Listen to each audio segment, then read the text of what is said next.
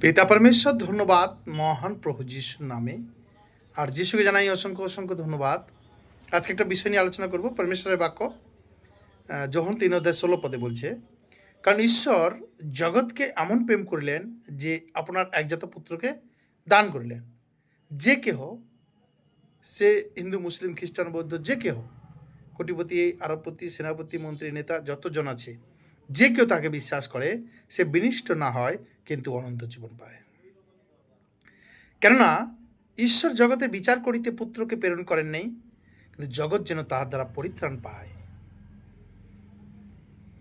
পরিত্রাণের দরকার আমাদের, কারণ আদমের পাপের কারণে আমরা সবাই পাপী এই পৃথিবীতে। সেই জন্য প্রভু স্বয়ং পৃথিবীতে এসে আমাদের সময়কে পাপ থেকে উদ্ধার করেছেন।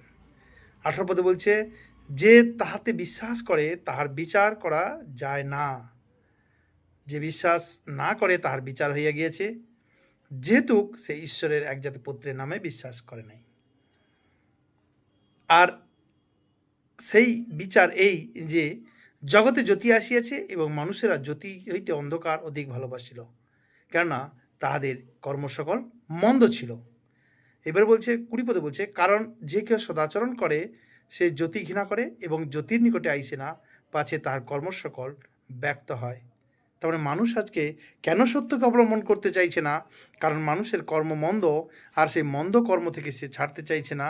কারণ মন্দ কর্ম তাকে কি করবে না, যখন সে মন্দ কর্মকে ছাড়বে, জ্যোতির কাছে আসবে, তখন সে মন্দ কর্ম সমস্ত সে দেখতে পাবে।